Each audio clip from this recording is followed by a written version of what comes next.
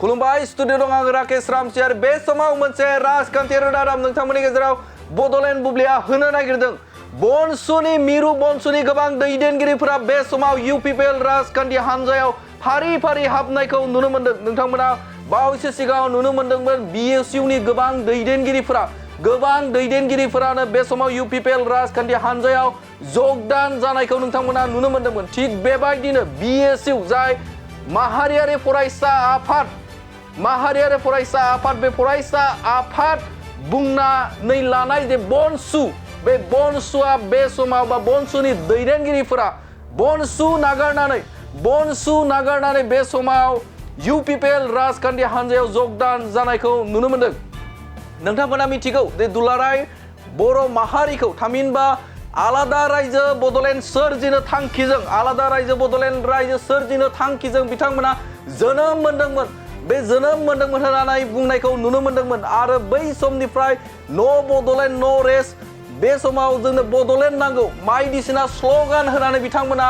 बनसुखौ फोथांना लाबोदोंमोन नाथाय बे समाव बनसुनि गोबां दैदेनगिरिफोरानो बनसु नागारनानै इउपिपिएल राजखान्थि हान्जायाव जगदान जानायखौ नुनो मोन्दों गोलाव सम बिथांमोना हान्थिनांगौमोन आलादा रायजो सोरजिनायनि थाखाय बर'फोरनि जे सिमां बे सिमांखौ सोरजिनो थाखाय गोलाव सम दंबावो नाथाय बे समावनो बनसु नागारनानै इउपिपिएल राजखान्थि हान्जायाव जगदान जानायखौ नुनो मोन्दों नंगौ बे समाव नोंथांमोननो मोनसे बिग ब्रेकिं निउस नोंथांमोननि गेजेराव बड'लेण्ड बुब्लिया होनो नागिरदों बनसु नागारनानै बे समाव इउपिपिएल राजखान्थि हान्जायाव जगदान जादों साब्रै दैदेनगिरिया बिथांमोनानो जादों अशोक कुमार ब्रह्म भाइस प्रेसिडेन्ट बनसुनिफ्राय अशोक कुमार ब्रह्म भाइस प्रेसिडेन्ट बिथां अशोक कुमार ब्रह्म बनसुनिफ्राय जे मिरु बनसुनिफ्राय जयनिं जादों थामहिनबा इउपिपिएल राजखान्थि हान्जायाव जगदान जादों अशोक कुमार ब्रह्म बनसुनि vice president Indrajit Kumar Brahma president Chirang जिल्ला बनसु चिरां डिस्ट्रिक्ट बनसुनि चिरां डिस्ट्रिक्टनि आफादगिरि थामहिनबा आफादगिरियानो बे समाव इन्द्रजित ब्रह्मआ बे समाव इउपिपिएल राजखान्थि हान्जादों नंगौ बे समाव चिरांनि जे प्रेसिडेन्ट बिथाङानो बे समाव इउपिपिएल राजखान्थि हान्जादों जगदान जाबाय बेनि अनगायैबो Bimal Basumatary assistant general secretary central बनसुनिफ्राय बिथां एजिएस सेन्ट्रेल बनसुनि बिथां बिमल बसुमतारी बे समाव इउपिपिएल राजखान्थि हान्जादों जगदान जाबाय बेनि अनगायैबो दैथुन नार्जारि मेम्बार चिरां डिस्ट्रिक्ट बनसुनिफ्राय मेम्बारशिप बिथाङा दैथुन नार्जारि बिथाङाबो बे समाव चिरां जिल्ला बनसुनि मेम्बार सासे बिथाङा बे समाव बिथाङा बनसु नागारबाय थारैनो रायखांनांगोन जे बिथांमोना आलादा रायजो बड'लेण्ड सोरजिनो थांखि लानानै बे समाव सोरजिजानाय बनसु आफाद बे बनसु आफादा माबे लामाजों मानोना चिरां जिल्लायाव आफादगिरि गैला गुबुन फारसेजों अशोक कुमार ब्रह्म भाइस प्रेसिडेन्ट बिथांनि जायगाया बे समाव लांदां जाबाय आरो गुबुन फारसेजों एजिएसआबो बे समाव बनसु नागारबाय थारैनो बिथांमोननि जे आलादा रायजो सोरजिनाय बड'लेण्ड बे बड'लेण्डआ बेसेबां गोजानाव बिथांमोननि जे थांखि बे थांखि सौहैनायनि सिगांनो बिथांमोना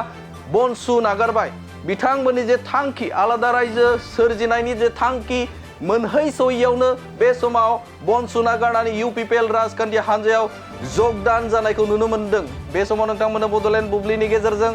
बनसु जे नागारनाय थामहिनबा मिरु बनसुनिफ्राय दैदेनगिरिफ्रा बे समाव लोब इउपिपिएल राजखान्थि हान्जायाव जगदान जानायखौ नुनो मोन्दों आरोबाव हाबबावगोन होननानै बुंदों बिथां दैदेनगिरिफ्रा आरोबाव बनसुनि गोबां दैदेनगिरिफोरानो इउपिपिएल राजखान्थि हान्जानि मावनाव गेदेर प्रमद बर'नि जे भिजन एन्ड मिशन बिथांनि जे खामानि मावनाय जौगाथायनि खामानि मावनाय समान मोनथायनि थाखाय खामानि मावनाय रायजो राजाफोरनि गेजेराव गोजोन लाबोनाय बैफोर थांखिफोरखौ बिथांनि मावफुंनाय जे थांखिफोरखौ मोजां मोननानै बे समाव गोबां बनसुनि दैदेनगिरिफोरा इउपिपिएलआव आरोबाव हाबबावगोन होननानै बुंनायखौबो नुनो मोन्दों बे समाव नोंथांमोननो बे खौरांखौ नोंथांमोननि गेजेराव होबाय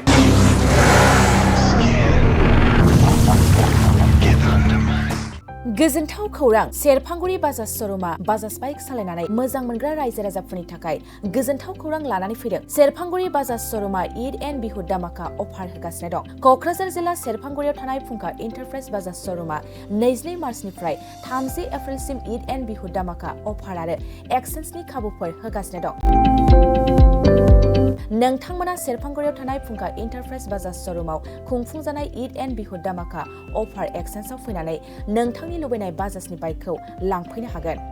बाजाजनि बाइक सालायनो मोजां मोनग्रा रायजो राजाफोरनि थाखाय फुंखा एन्टारप्राइज बाजाज श'रुमा लोगोसे मोजां अफारबो लानानै फैदों। बेफोरनो जाबाय helmet free, 5 litre petrol free, case होनानै बाइक बायगिरिफोरनो 1000 रां केसबेक हरफिननाय जागोन। आरोबाव लोगोसे मोनसे गोजोनथाव खौरां, 500 रां होग्रोनानै गोसोबादि बाइकखौ आवग्रिना दोननो हागोन आरो गासै गारिजों लोगोसे मोनफा एसर गिफ्ट हरनाय जागोन।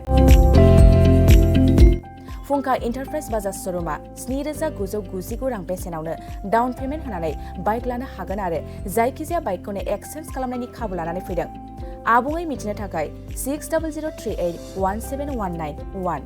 7002240725 आरो 9101547892 बे जानबुं नाम्बाराव खौरां लाहरनो हागोन।